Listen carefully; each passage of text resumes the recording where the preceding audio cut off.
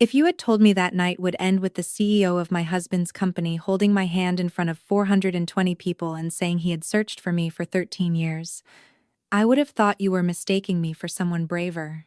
I was standing near the water station at the Grand Bellamy Hotel in Raleigh, wearing a slate blue dress Preston had chosen because, in his words, it was safe. Safe meant quiet. Safe meant respectable.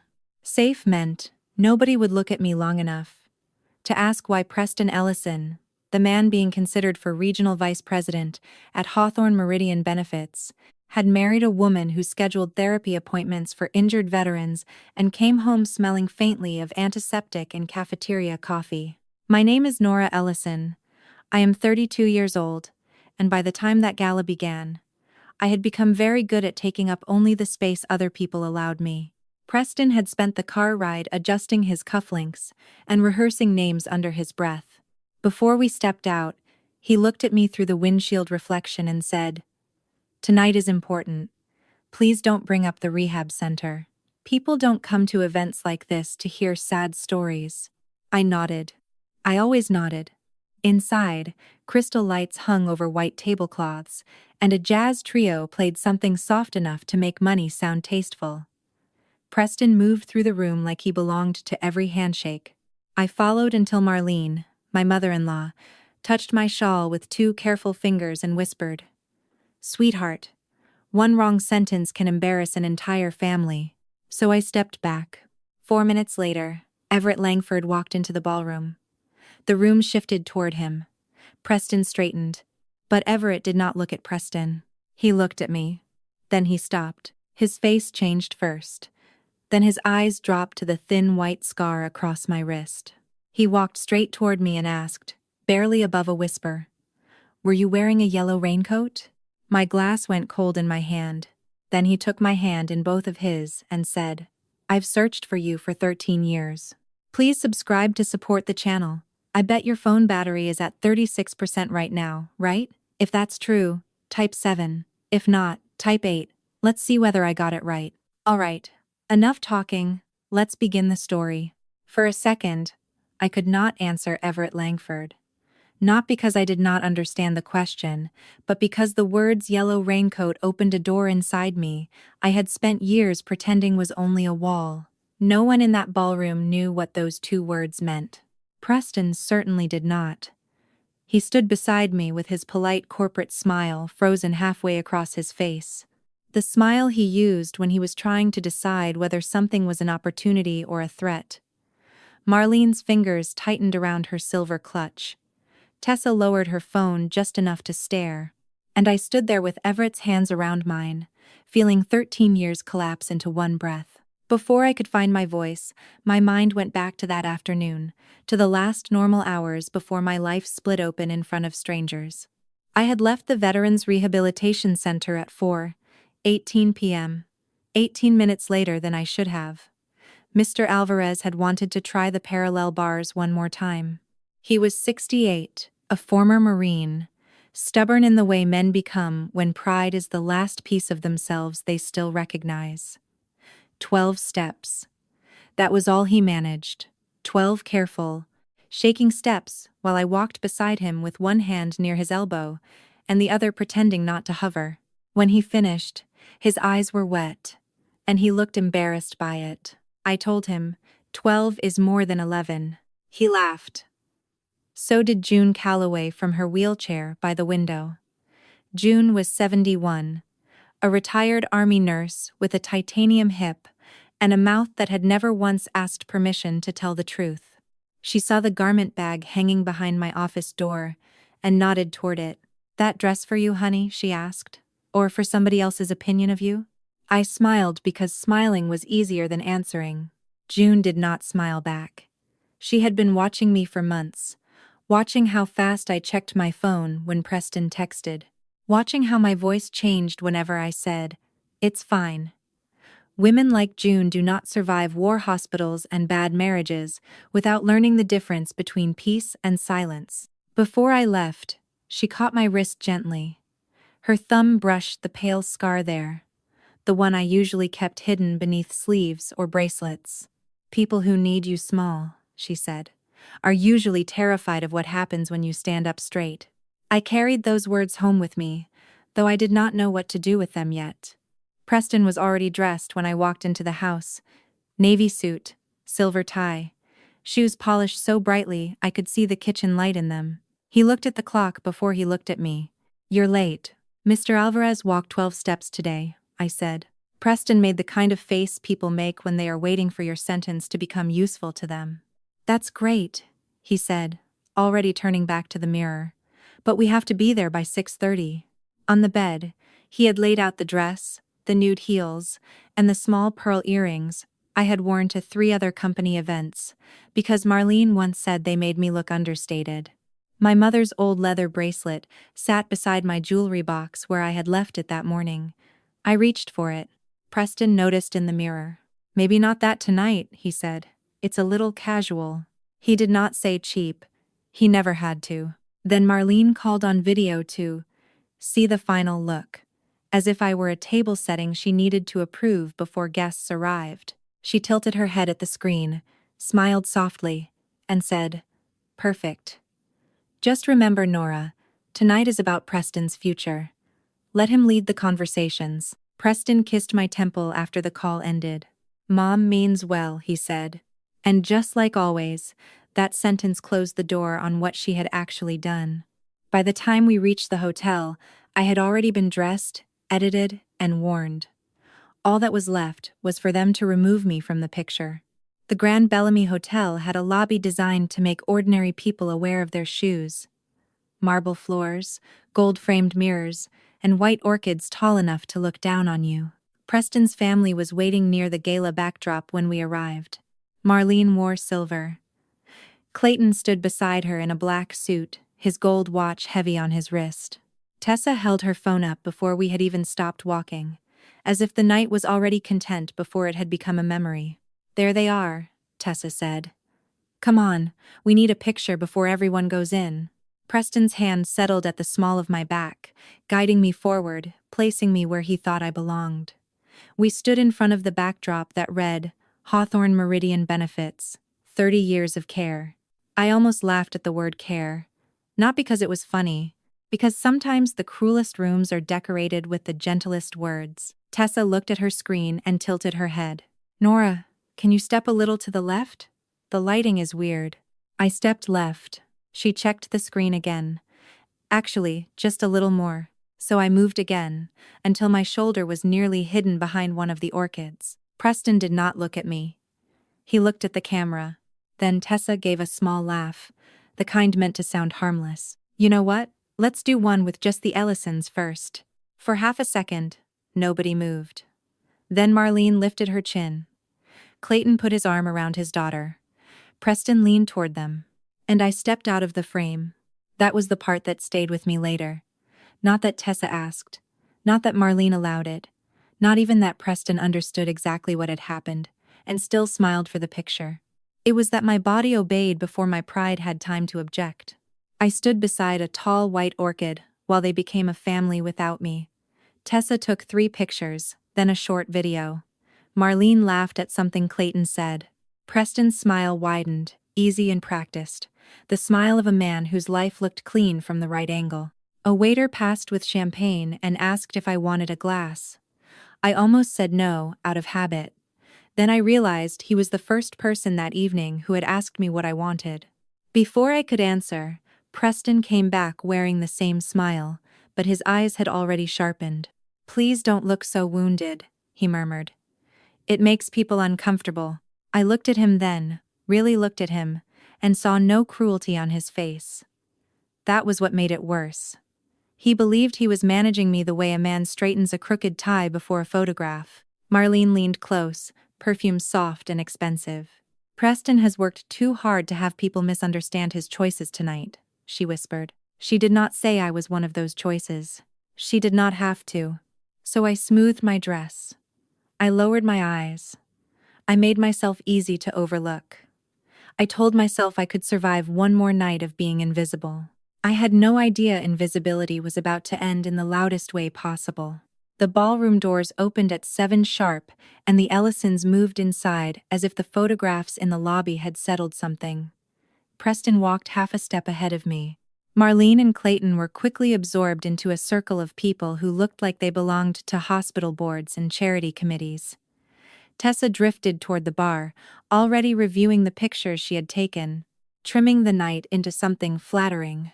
I followed Preston through the crowd, close enough to be claimed if someone important noticed me, far enough back to be forgotten if they did not. That had become one of my private skills in marriage, knowing the exact distance at which a wife becomes useful but not visible. Inside, the room glowed with warm gold light. White linens covered every table. On the stage, the company's anniversary video looped through smiling employees, ribbon cuttings, and carefully staged community photos. A jazz trio played softly beneath it all, smooth enough to make ambition sound polite. Preston leaned toward me without turning his head. "That's the board table near the front," he murmured. "Don't wander over there unless someone invites us." Us? He said it like generosity. Then he saw Malcolm Reed, the HR director, and his posture changed. His shoulders squared. His smile warmed by 3 degrees. He nodded toward the edge of the room, as if assigning me a place no one else could see. "Grab something to drink," he said. "I'll be right back." I knew what right back meant at company events. It meant when he needed me for a photograph, or when someone asked whether his wife had come, or when standing alone too long made him look less adored than he preferred. So I ended up where I always ended up at those events, near the water station, holding a glass of sparkling water I did not want. Around me, people spoke in confident half-whispers about renewals, expansion, retirement plans, and grandchildren applying to Duke. Every so often, someone glanced at my name tag, then passed me, looking for the person who had brought me. I was not offended. Not exactly. Offense requires surprise. Across the room, Preston laughed with 2 regional directors and a man I recognized from the company newsletter. He had become brighter under their attention, like a lamp someone had finally plugged in. I watched him turn slightly so they could see his wedding ring. That was the version of me he liked best. A glint of gold on his hand. Proof of stability. No voice required. Then the room changed. It happened before anyone announced him. Conversations thinned. Heads turned toward the entrance. A line of attention moved through the ballroom like wind through tall grass. Everett Langford had arrived. I had seen his picture before. Everyone connected to Hawthorne Meridian had. His portrait hung in the lobby of Preston's office. Silver hair, pale eyes, one hand resting on the back of a chair. But photographs flatten power. They cannot show you what happens when a room rearranges itself around one person without being told. He was 58, dressed in a charcoal suit that looked expensive because nobody was supposed to notice it. He did not enter with noise. He entered with stillness. People stepped toward him, and he gave each of them his attention long enough to make it feel personal. Preston noticed him a heartbeat after everyone else, and appeared beside me again. "That's him," he whispered. "Everett Langford." "I know who he is," I said. Preston glanced at me, annoyed by even that small claim to knowledge. "Just don't stare. He hates awkward people." But Preston was the one staring. Everett moved through the first cluster of executives, shaking hands, nodding, remembering names. He paused to speak to an older woman from the benefits team and bent slightly so he could hear her over the music. That small gesture caught me off guard. Important men often make other people rise to meet them. Everett lowered himself to listen. Then his gaze moved past her shoulder, across the linen tables, past Preston, past Marlene, past all the polished people waiting to be recognized, and stopped on me. At first I thought I had imagined it. Powerful men did not look across rooms for women standing beside water stations. Not women like me, not women trained to be background. But Everett Langford went still. His eyes dropped to my wrist. I had pushed my sleeve back without thinking because the ballroom was warm and the thin white scar showed under the light. I pulled the sleeve down. That was when his face changed completely. Preston stepped forward, already extending his hand. "Mr. Langford," he said, voice bright and polished. "Preston Ellison, Client Development. We met briefly at the Charlotte Summit last." Everett walked past his hand. Not rudely. Not dramatically. As if Preston were simply not the person he had been searching for. He stopped in front of me, close enough that I could see his eyes were not just pale. They were wet. For one impossible second, the entire ballroom seemed to move away from us. And then he asked, very softly, "Were you wearing a yellow raincoat?" For a moment, no one moved. Not Preston with his hand still half raised in the air. Not Marlene with her silver clutch pressed against her ribs. Not me, standing there with my sleeve pulled low, trying to cover a scar I had spent years treating like nothing more than an old accident. Everett Langford looked at me as if the rest of the room had gone quiet enough for memory to speak. "Were you wearing a yellow raincoat?" he asked again, softer this time. The words moved through me like cold water. I could have lied. It would have been easier.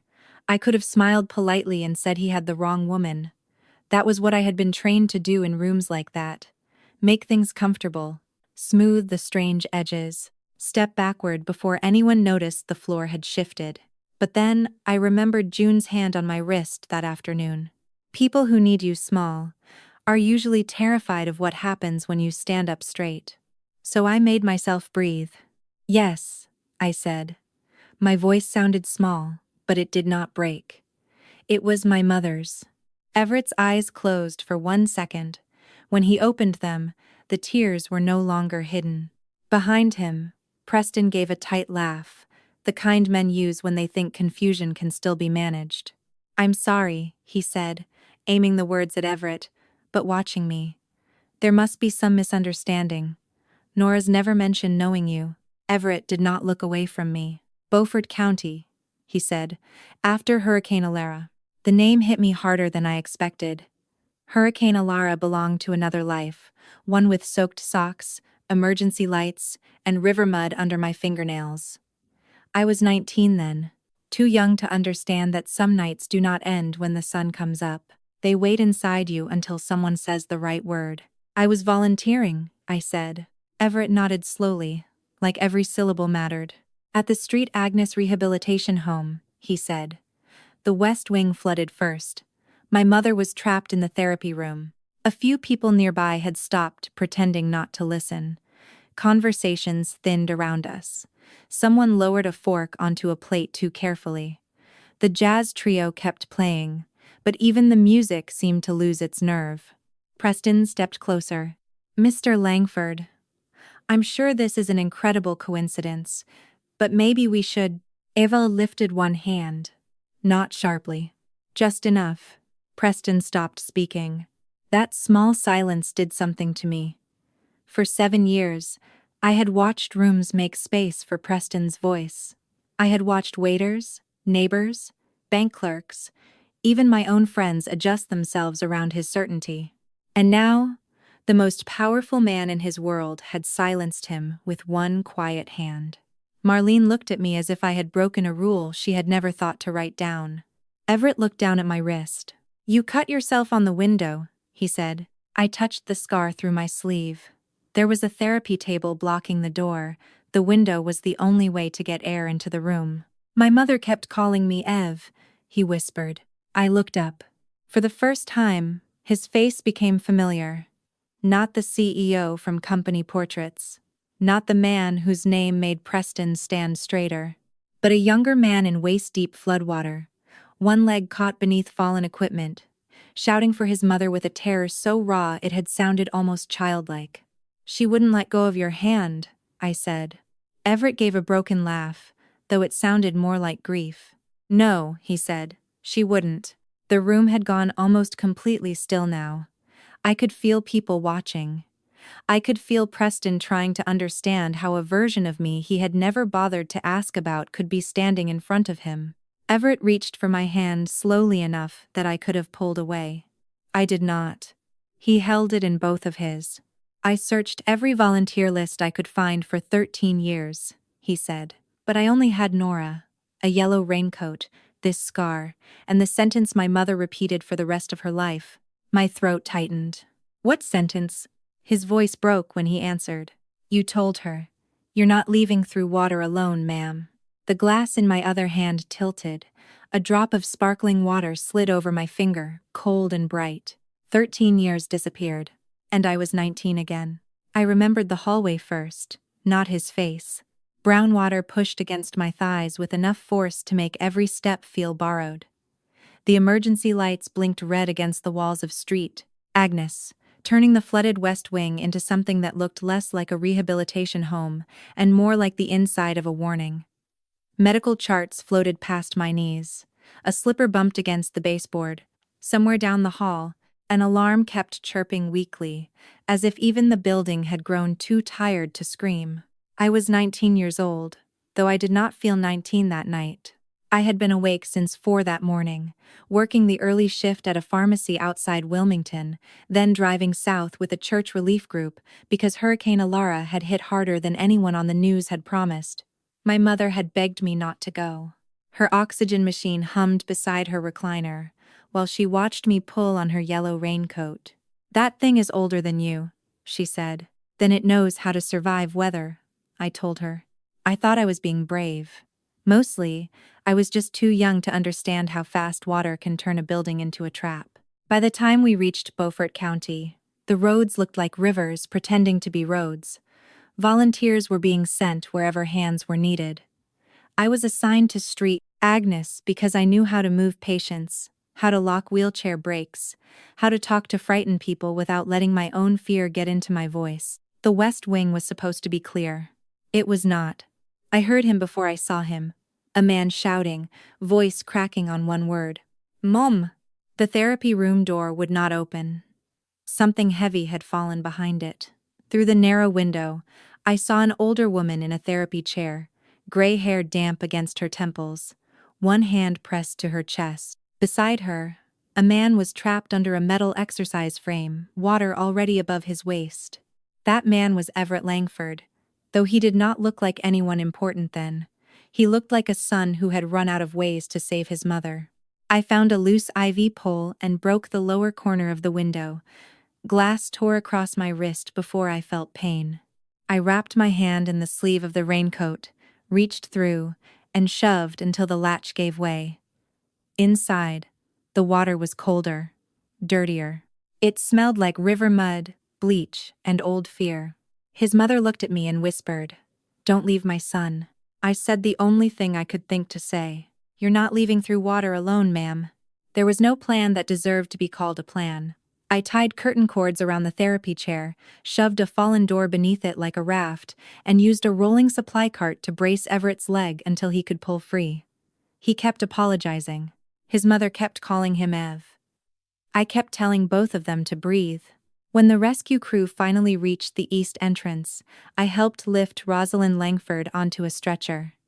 Everett grabbed my sleeve before they moved him. "What's your name?" he asked. "Nora," I said.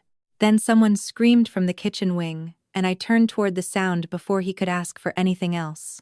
The memory loosened its grip slowly, and when the ballroom came back into focus, Everett was still holding my hand. Only now, everyone was watching. Not politely, not by accident. The kind of watching that happens when a room realizes the story it came to celebrate has just changed its main character. Everett turned, not toward the stage, not toward the board table, but toward the people standing closest to us. His voice was quiet at first, but the silence carried it farther than a microphone could have. "I need everyone in this room to understand who this woman is." My first instinct was to pull my hand away, to make it smaller, to make myself smaller. Attention still felt like danger to me, even when it came wrapped in gratitude. But Everett did not hold me like a man claiming something. He held my hand the way people hold evidence when the truth has finally arrived. 13 years ago, he said, I was not a CEO. I was a son standing in floodwater, listening to my mother struggle to breathe, and realizing I could not save her by myself. A few people moved closer. Someone near the bar lowered a champagne glass without drinking from it. Nora was 19, he continued. She did not know who I was. She did not ask who my family knew, or what I could do for her, or whether saving us would ever matter to anyone. She climbed through broken glass, cut her wrist, freed my leg, and got my mother out of that room when the water was still rising. I heard Marlene inhale sharply behind me. Everett's voice changed when he spoke of his mother. It became less public, less polished. My mother was given 6 more birthdays because Nora stayed, 6 more Christmas mornings, 6 more years of calling me when I worked too late and telling me I was turning into a man who needed to remember people are more important than companies. A murmur moved through the ballroom, soft and stunned. I looked down because I did not know where else to put my face. I had spent years being corrected for taking up too much space, and now the most powerful man in Preston's world was making room for me in front of everyone. Everett went on. The Elder Care Disaster Fund this company supports every year began because of that night. Because a 19-year-old girl in a yellow raincoat taught me that care means nothing if it only reaches people when they are convenient to save. That was when someone near the board table turned toward Preston. "You knew about this?"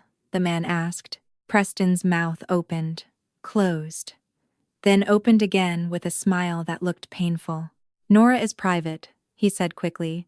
"She doesn't always share these things." For the first time that night, I looked directly at my husband and saw how hard he was working to fold my life back into a shape that served him. Everett looked at him too. "There is a difference," he said, calm and clear, "between a private woman and a woman." No one bothered to ask. No one spoke after that. Not Preston. Not Marlene. Not even Tessa, whose phone was still raised halfway between recording and regret. Then Everett turned back to me, his expression softening. "Mrs. Ellison," he said, "would you do me the honor of joining me at my table tonight?" I felt Preston shift beside me, already preparing to step forward, already assuming any door opened for me was one he had the right to walk through first. Everett did not raise his voice. "Mrs. Ellison is my guest tonight." The line was quiet. Finale. I walked with him across the ballroom while 420 people watched. It lasted less than a minute. But by the time I reached Everett Langford's table, my marriage had already started ending. At Everett Langford's table, someone added a place card for me in careful black ink. It said Mrs. Nora Ellison. I stared at it longer than I meant to, not because of the last name, but because of the first. Nora. 4 letters sitting there, like they had been invited on purpose. The table was full of people Preston had spent years trying to impress. Board members, senior executives, a retired state senator whose name I recognized from campaign signs.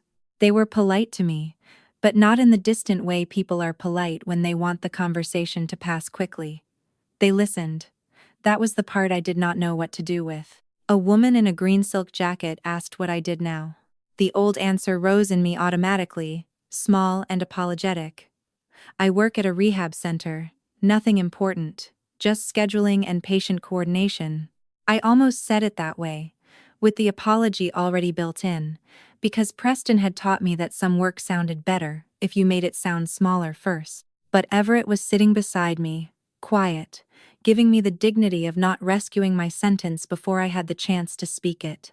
So I said, "I coordinate therapy support for veterans recovering from major injuries, mostly mobility, transportation, family communication, things that don't look dramatic until they're missing." The woman nodded like that made perfect sense. "How long have you done that?" she asked. "Almost 5 years. And you like it?" I looked across the ballroom. Preston was still standing near the place where Everett had left him, surrounded by people who were pretending not to watch him too closely. "Yes," I said. "I do."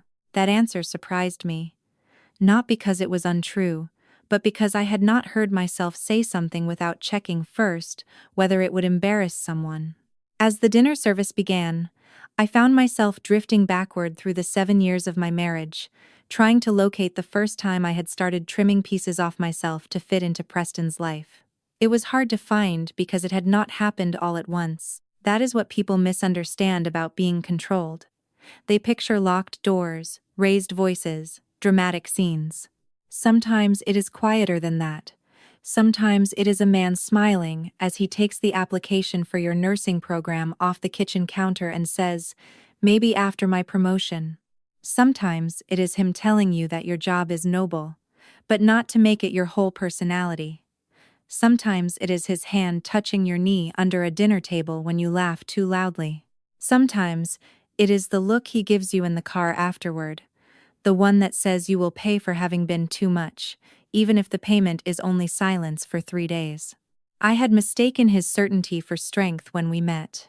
Preston knew where he wanted to live, what kind of house he wanted, what kind of wife looked right beside him. At 25, after years of taking care of my mother and counting grocery money, certainty felt like shelter. I did not understand that shelter can become a room with no windows. Everett leaned toward me while dessert plates were being set down. "I hope I didn't make tonight harder for you," he said quietly. I almost laughed, but it came out more like a breath. "You made it visible," I said. He did not ask me to explain. Maybe he already understood. Maybe a man who had spent 13 years carrying one night inside him knew that some truths do not appear suddenly.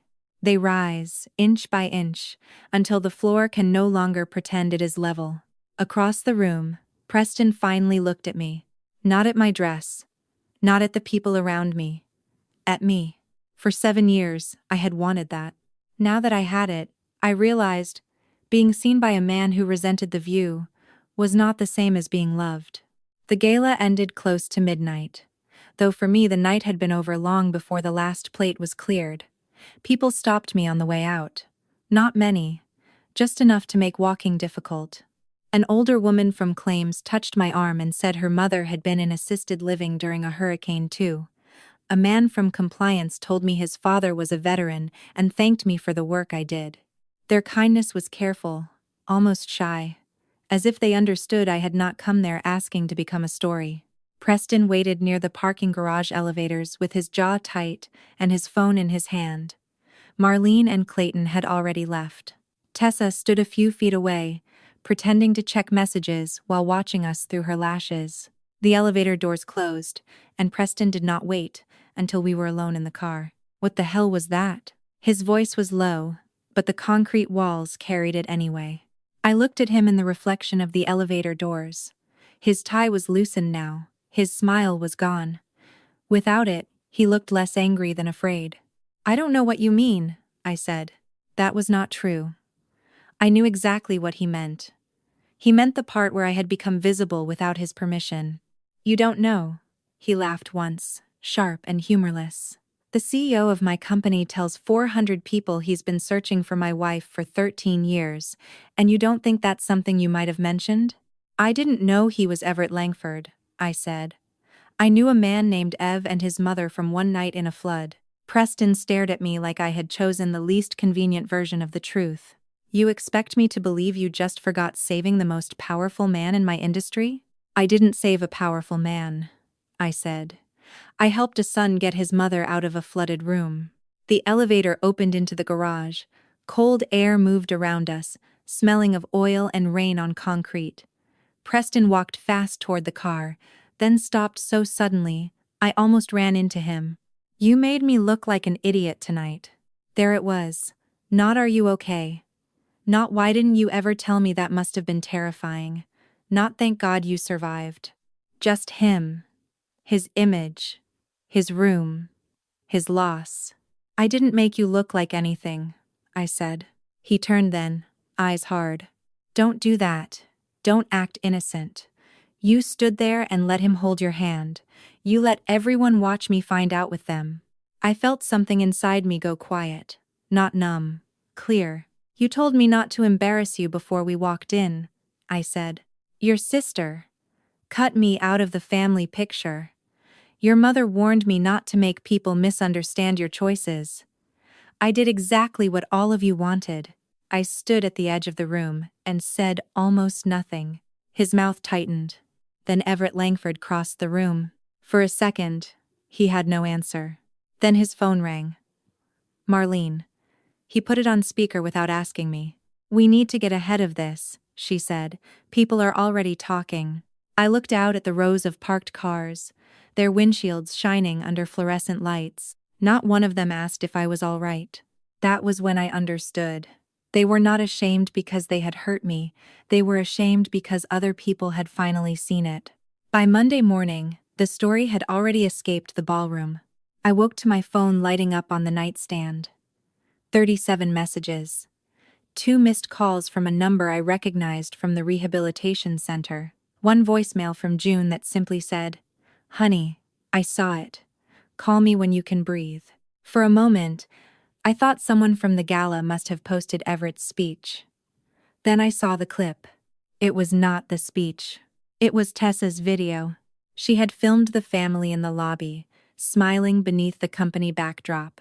She had caught Marlene saying, just before she noticed the camera was still recording, "Nora doesn't really understand rooms like this." Then, the video jumped, because Tessa had kept recording later, maybe out of habit, maybe because people like her believe every important moment belongs to them if they can capture it first. There I was, near the water station.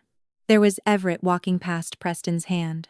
There was his voice saying, "I searched every volunteer list I could find for 13 years. The clip had made its way through Hawthorne Meridian before breakfast. By 9:15, Preston was called into Malcolm Reed's office. I only learned the details later, from pieces Preston threw at me over the next several days like broken dishes. At first, he thought it was about the video, public perception, internal gossip, damage control. Those were the words he used when he still believed the problem was how things looked. But Malcolm did not start with the gala. He started with a community partnership file Preston had submitted 6 months earlier. A glossy proposal for an elder care outreach program tied to disaster response.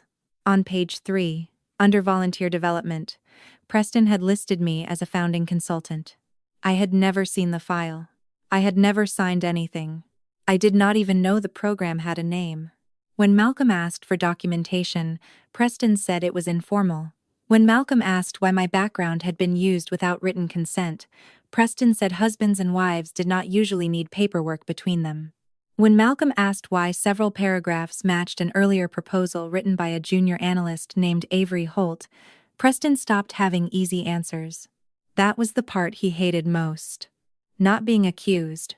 Being asked questions by someone who did not already admire him. By Wednesday, Avery had been interviewed. By Friday, Finance was reviewing 2 regional travel reports Preston had approved for reimbursement. I watched him come home each night smaller than when he left, not humbled exactly, but compressed by the weight of people finally reading the fine print. He called it a witch hunt. He called it retaliation. He called it Everett protecting me. But I knew better. Everett had not invented the file. He had not forged my name into Preston's ambition. He had not taken Avery's work and polished it into a stepping stone. All he had done was look closely. And Preston, who had spent years trusting that nobody important would ever look too closely, was furious at the light. 3 weeks after the gala, Preston came home with flowers. Not the kind a person buys because he has been thinking about what you love, the kind a person grabs near the checkout because apology has become another task on the way home. White carnations wrapped in plastic, the grocery store sticker still clinging to the corner. He set them on the kitchen table between us. "I need you with me right now," he said. I looked at the flowers first, then at him. His promotion review had been postponed. The regional vice president position had quietly gone to someone else. Malcolm Reed had reassigned 2 of Preston's accounts while the internal review continued, and Avery Holt's name had started appearing in meetings where Preston's used to sit alone. He looked tired. Not broken. Just tired in the way men look when the world stops, softening its edges for them. "With you, how?" I asked. He rubbed both hands over his face. "People need to see we're solid. After everything that happened, after that video, after Langford making a spectacle out of you." "Out of me?" He caught himself too late. I didn't mean it like that. But he had. He always meant it exactly like that first. The correction only came when he heard himself out loud. I sat very still. The house hummed around us. Refrigerator, air vent, a car passing outside on wet pavement. Small, ordinary sounds from a life I had spent years mistaking for peace. Preston reached for my hand across the table. I moved it before he could touch me. His face hardened. "Nora, don't do this right now." There it was again. The assumption that my timing belonged to him, my grief, my anger, my voice. All of it was supposed to wait, until it became convenient. I stood and walked upstairs. In our bedroom, the dress from the gala still hung in the back of the closet, cleaned and covered in plastic, like evidence no one wanted to admit existed. I opened my jewelry box and found my wedding ring beside my mother's leather bracelet. For 7 years, that ring had meant I was chosen. Then it meant I was managed. That night, holding it in my palm, I realized it had become a small gold permission slip for people to speak over me and call it family. When I came back downstairs, Preston was looking at his phone. Of course he was. I placed the ring on the kitchen table. It made a tiny sound against the wood, almost nothing. But he heard it. His eyes went to the ring, then to me. "I didn't embarrass your family, Preston," I said. "I only stopped disappearing for it." He stared at me like I had spoken in a language he had never bothered to learn. "You're being dramatic." "No," I said. My voice did not shake. "I'm being accurate." For once, there was no speech waiting behind his teeth, no polished version, no way to make the room lean toward him. So I picked up the overnight bag I had packed that morning and walked to the door. Behind me, Preston said my name. Not gently, not with love, with panic, because something he thought he owned had learned how to leave. I did not turn around. Outside, the air smelled like rain. I got into my car, with my mother's bracelet on my wrist and my scar uncovered. For the first time in years, no one told me where to sit, what to wear, or how small to be. So I drove. I did not drive to Everett Langford. I need that part understood. Stories like this often want to turn a woman's freedom into the beginning of another man's chapter, but that was not what happened. I drove to a small, extended-stay hotel off Capitol Boulevard, checked in with shaking hands, and slept for 3 hours on top of the covers with every light on. 2 weeks later, I signed a lease on a one-bedroom apartment near the rehabilitation center. The kitchen faucet leaked if I turned it too far left. The bedroom window faced a parking lot. The heater clicked like an old man clearing his throat. It was not beautiful. It was mine. I hung my mother's yellow raincoat on the hook behind the front door. The fabric was faded now, the cuffs worn thin, one pocket still stained from river water that had dried 13 years ago. I did not hang it there because I wanted to live in the past. I hung it there because I needed to remember that before I became Preston's quiet wife, I had been a girl who walked into floodwater because someone was calling for help. Everett sent one letter. Handwritten. No pressure folded between the lines. He told me his mother had lived 6 more years after Street, Agnes, and that she had spoken of the girl in the yellow raincoat until the end. At the bottom, he wrote, "I hope the world gives back to you even a fraction of what you gave without asking." I cried over that sentence longer than I cried over my marriage ending. Abigail Monroe from Second Harbor Initiative called a month later. Everett had given her my name only after asking my permission. The foundation supported caregivers, veterans, and women rebuilding their lives after controlling marriages. I went first as a visitor, then as a volunteer, then, slowly, as someone who had something to say. The divorce took 4 months. Preston did not fight much. He was too busy surviving the consequences of people reading documents he had assumed no one would check. He kept his job, but not the promotion, not the office, not the easy admiration. I did not celebrate that. I was too busy learning how to make coffee for one, how to sleep without listening for footsteps, how to answer a question without looking across the room for approval. 1 year after the gala, I stood at a Second Harbor benefit dinner in a deep green dress. I chose myself. I looked out at caregivers, widows, veterans, women with silver hair and steady eyes, women who knew exactly how expensive silence could become. For years, I told them, I thought being easy to live with meant being good. I thought not embarrassing anyone was the same as loving them. But love that requires you to disappear is not love. It is management. When the applause came, I did not shrink from it. Afterward, Everett found me near the edge of the room, holding 2 cups of coffee instead of champagne. "Would you have dinner with me sometime?" he asked. Not because of what happened 13 years ago, because I'd like to know who you are now. I looked at him, then at the room behind him, then at my own uncovered wrist. "This time," I said, smiling, "no one has to search for me." And I meant it. What Nora's story teaches us is that sometimes the most dangerous kind of love is not loud. It does not always slam doors or shout across rooms. Sometimes it smiles in public, corrects you in private, chooses your dress, edits your words, and calls it protection. Sometimes it asks you to disappear little by little, until one day you mistake silence for peace. But peace is not the same as being unseen. A real family does not require you to shrink so their image looks cleaner. A real partner does not treat your kindness like something embarrassing until someone powerful calls it valuable. And real love does not ask you to become smaller so someone else can feel taller. Nora did not become worthy the night Everett recognized her. She had always been worthy. She was worthy when she was 19, walking into floodwater for strangers. She was worthy at the rehab center, helping veterans take 12 painful steps. She was worthy in the corner of that ballroom, even before anyone knew her name. The only thing that changed was that the truth finally had witnesses, and maybe that is the lesson many of us need to carry. Your value does not begin when someone notices it. Your courage does not disappear because someone dismisses it.